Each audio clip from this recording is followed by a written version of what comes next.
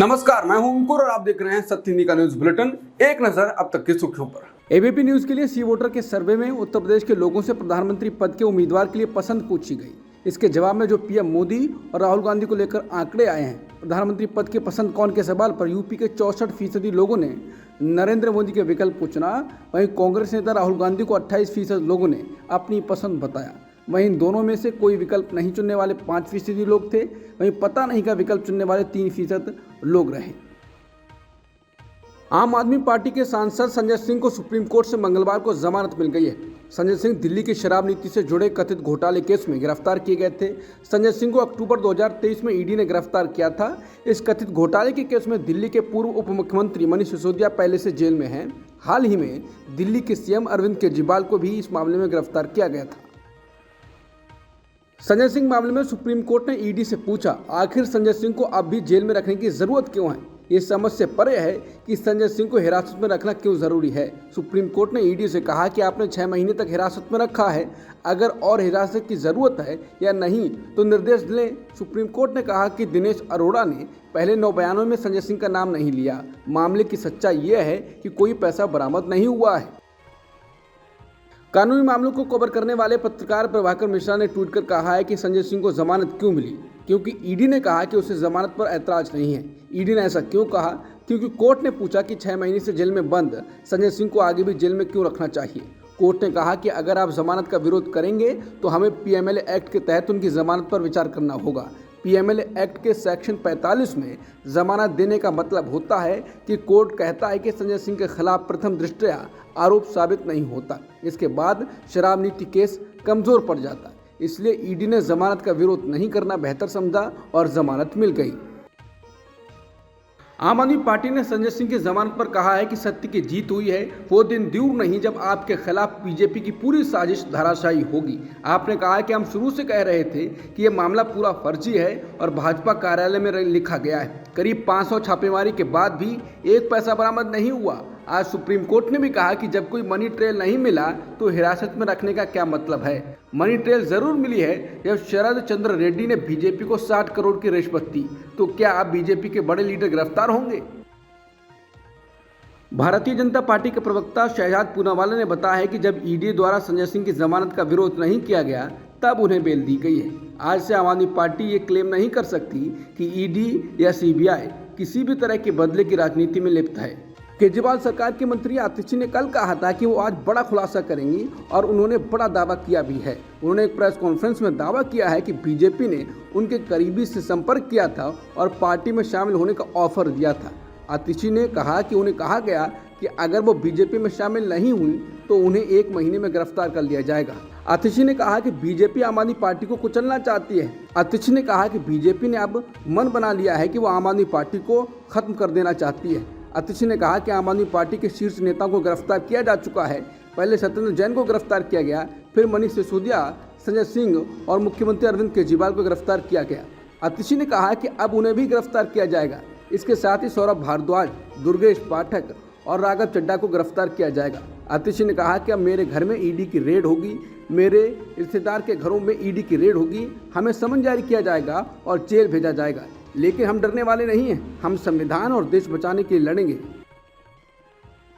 आम आदमी पार्टी के सांसद संजय सिंह को सुप्रीम कोर्ट से जमानत मिलने पर पार्टी ने खुशी जाहिर की है। सुप्रीम कोर्ट के फैसले के बाद पार्टी नेता और दिल्ली सरकार में मंत्री सौरभ भारद्वाज ने मीडिया से बात की। इस दौरान सौरभ भारद्वाज से राघव चड्ढा के बारे में सवाल पूछा गया। दिल्ली सीएम अरविंद केजरीवाल के गिरफ्तार होने के बाद से ही राघव चड्ढा सार्वजनिक तौर पर दिखाई नहीं दिए हैं। इस बारे में सौरभ भारद्वाज से जब पूछा गया तो वो बोले, अरे भैया जहाँ भी हैं फिलहाल जेल में नहीं हैं, अब वो जेल में जाएंगे, मैं आपको ये बता रहा हूँ। पत्रकार ने पूछा कि सोशल मीडिया पर राघव चड्ढा के बारे में कई तरह की अफवाहें हैं। इस पर सौरभ भारद्वाज ने कहा कि अफवाहों से क्या होता है, हमारे साथ नहीं होते तो हम उनका नाम क्यों लेते, हमारे साथ हैं तभी तो जेल में जा रहे हैं, हमारे साथ नहीं होते तो अब तक बीजेपी उनको कहीं का मुख्यमंत्री उम्मीदवार बना दिया होता। दिल्ली सरकार में मंत्री आतिशी के किए दावों पर बीजेपी नेता और केंद्रीय मंत्री अनुराग ठाकुर ने मीडिया से बात की है। आतिशी और आम आदमी पार्टी नेता सौरभ भारद्वाज ने मंगलवार को प्रेस कॉन्फ्रेंस कर कहा था कि अभी पार्टी के कई और नेताओं को गिरफ्तार किया जाएगा। इस बारे में जब अनुराग ठाकुर से पूछा गया तो वो बोले, देखिए इनकी इच्छा पूरी होगी अगर भ्रष्टाचार किया होगा। दिल्ली की एक अदालत ने ईडी को फटकार लगाई है। कोर्ट ने कहा कि ईडी को आत्मनिरीक्षण करना चाहिए कि सभी मामलों में शीघ्र और निष्पक्ष जांच सुनिश्चित करने के लिए उसे क्या कदम उठाने की जरूरत है। राउज एवेन्यू कोर्ट के जस्टिस फारूक ने कहा, यह सुनिश्चित किया जा सकता है कि ईडी के जांच अधिकारियों के लिए हर जांच के संबंध में अपेक्षित तत्परता, परिश्रम और तत्परता के साथ कार्य करने के लिए पर्याप्त जांच और संतुलन हो। अदालत ने कहा, यह डीओई के लिए संस्थान के रूप में भी अवसर है जो देश की प्रमुख जांच एजेंसी होने पर आत्मनिरीक्षण करने का गर्व महसूस करता है कि मामलों में शीघ्र और निष्पक्ष जांच सुनिश्चित करने की दिशा में क्या कदम उठाए जाने की जरूरत है। लोकसभा चुनाव 2024 के लिए कांग्रेस ने उम्मीदवारों की नई लिस्ट मंगलवार को जारी कर दी है। ये कांग्रेस की 11वीं लिस्ट है और इस लिस्ट में 17 सीटों पर उम्मीदवारों के नाम का ऐलान किया गया है। अब तक 231 प्रत्याशियों का ऐलान किया जा चुका है। आंध्र प्रदेश की कड़पा लोकसभा सीट से कांग्रेस ने वाईएस शर्मिला रेड्डी को टिकट दिया है। इसके साथ ही ओडिशा और आंध्र प्रदेश में होने वाले विधानसभा चुनाव के लिए भी पार्टी ने प्रत्याशियों की लिस्ट जारी की है। आंध्र प्रदेश की लिस्ट में 114 प्रत्याशियों के नाम हैं और ओडिशा की लिस्ट में 49 उम्मीदवारों के शामिल नाम किए गए हैं। प्रधानमंत्री मोदी ने आज उत्तराखंड के रुद्रपुर में एक जनसभा को संबोधित करते हुए कहा कि उनकी तपस्या बेकार नहीं जाएगी। पीएम मोदी ने कहा कि उत्तराखंड में अपनी पहली चुनावी सभा है। अब मैं तय नहीं कर पा रहा हूँ ये प्रचार सभा है या विजय सभा है। उन्होंने कहा कि मैं गारंटी दी है कि भारत को दुनिया की तीसरी सबसे बड़ी अर्थव्यवस्था बनाएंगे। इसका मतलब यह है कि लोगों की आय बढ़ेगी, उन्हें रोजगार का अवसर मिलेगा, सुविधाएं अच्छी होंगी। मैंने कहा था कि एम्स का सैटेलाइट सेंटर यहाँ बनेगा और मैंने अपनी गारंटी पूरी की है। मैंने कहा था कि ये दशक उत्तराखंड का होगा, इसलिए कमल को पड़ने वाला हर वोट इस प्रतिबद्धता को मजबूत करेगा। राजस्थान के कोटपुतली में मंगलवार को पीएम मोदी ने रैली को संबोधित किया। इस दौरान उन्होंने कहा कि मोदी मौज करने के लिए पैदा नहीं हुआ है, मोदी तो मेहनत करने के लिए पैदा हुआ है। उन्होंने ये भी कहा कि पिछले 10 सालों में बहुत कुछ हुआ होगा, लेकिन जो कुछ भी हुआ है वो सिर्फ ट्रेलर है। विजय संक्रांत रैली में पीएम मोदी ने लोगों से कहा कि मुझसे लोग कहते हैं क्या बाकी बचा है, कुछ तो आराम करो, लेकिन ऐसे लोग भूल जाते हैं कि मोदी मौज करने के लिए पैदा नहीं हुआ है। मध्य प्रदेश कांग्रेस अध्यक्ष ने पीएम मोदी पर तंज कसा है। पीएम मोदी ने कहा था कि मोदी मौज करने के लिए पैदा नहीं हुआ है, मोदी तो मेहनत करने के लिए पैदा हुआ है। इस पर जीतू पटवारी ने कहा है कि अब बस भी कीजिए मोदी जी, इतना परिश्रम ही पर्याप्त है। आपकी इतनी सी मेहनत में ही बर्बादी का कितना बड़ा बयान दर्ज हो गया है। गरीबी बढ़ गई है, बेरोजगारी बढ़ गई है, महंगाई भी तो कितनी बढ़ गई, लोकतंत्र ही कमजोर हो गया, संविधान पर सवाल उठ गया। आपसे प्रार्थना है कि अब आप थक ही जाइए, थोड़ा विश्राम भी कीजिए और आराम के इन पलों में आत्मचिंतन भी जरूर कीजिए। यदि ईमानदारी से सोचेंगे तो देर नहीं करेंगे, अपना झोला उठाकर तुरंत चल देंगे। भाजपा के 400 पार के लक्ष्य के बारे में विश्वास जताते हुए पार्टी के वरिष्ठ नेता अमित शाह ने कहा कि प्रधानमंत्री मोदी के नेतृत्व में एनडीए और इंडिया ब्लॉक के बीच कोई मुकाबला नहीं है। उन्होंने कहा कि बीजेपी कर्नाटक में सभी 28 लोकसभा सीटें जीत रही है।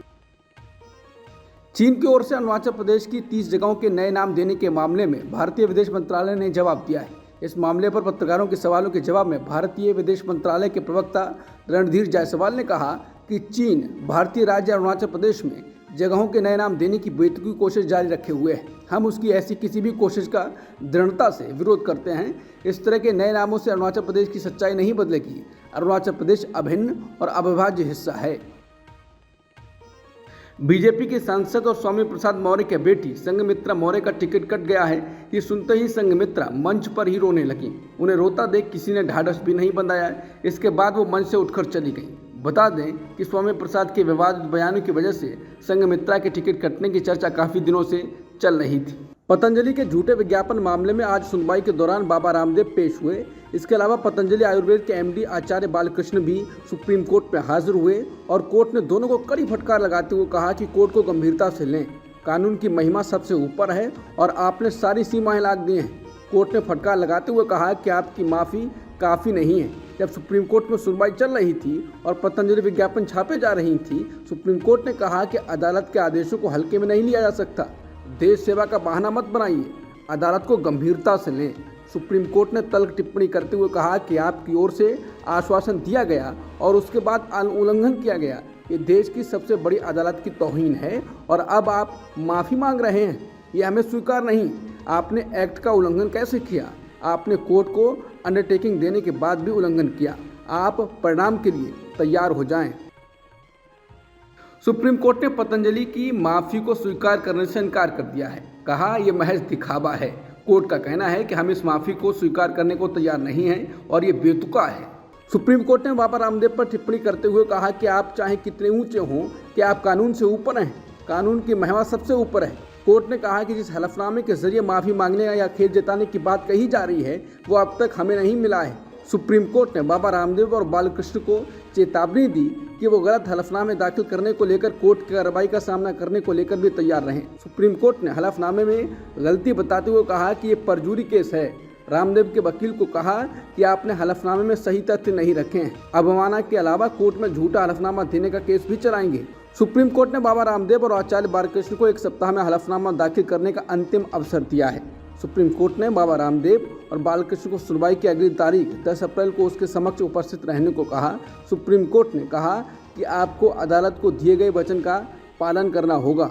सीजेआई डीवाई चंद्रचूड़ ने जांच के लिए सीबीआई को सौंपे जा रहे एक के बाद एक केसों को लेकर सवाल खड़े किए हैं। उन्होंने कहा कि उनका मानना है कि प्रमुख जांच एजेंसियों का जांच का दायरा इतना फैला दिया गया है कि वो अपने असल काम पर ध्यान केंद्रित नहीं कर पा रही हैं। उन्होंने कहा कि इन एजेंसियों को केवल उन पर ध्यान केंद्रित करना चाहिए जो राष्ट्रीय सुरक्षा और राष्ट्र के खिलाफ आर्थिक अपराधों से जुड़े हैं। सीजेआई ने कहा कि सीबीआई को भ्रष्टाचार विरोधी जांच एजेंसी के रूप में अपनी भूमिका से परे विभिन्न प्रकार के आपराधिक मामलों की जांच करने के लिए कहा जा रहा है। ये सीबीआई पर अपने आदर्श वाक्य पर खरा उतरने की एक बड़ी जिम्मेदारी डालता है। चुनावों में सभी ईवीएम के वोटों का मिलान वीवीपैट मशीन की पर्चियों से कराने की मांग वाली याचिका पर सोमवार को सुप्रीम कोर्ट में सुनवाई हुई। सुनवाई में सुप्रीम कोर्ट के जस्टिस पीआर गवाई और जस्टिस संदीप मेहता की खंडपीठ ने चुनाव आयोग को नोटिस जारी कर इस पर जवाब मांगा है। अब इस मामले में अगली सुनवाई 17 मई को होगी। बीते रविवार से तमिलनाडु और श्रीलंका के बीच पड़ने वाले एक द्वीप कच्छ द्वीप को लेकर राजनीति तेज हो गई है। इस विवाद को लेकर इंडियन एक्सप्रेस ने एक रिपोर्ट छापी है। ये रिपोर्ट श्रीलंका सरकार में मंत्री जीवन थोंडामन से किए गए इंटरव्यू के आधार पर छापी गई है। जीवन थोंडामन ने अखबार को बताया कि जहां तक श्रीलंका की बात है, कच्छ द्वीप श्रीलंका की सीमा में पड़ता है। नरेंद्र मोदी सरकार के श्रीलंका के साथ रिश्ते अच्छे हैं।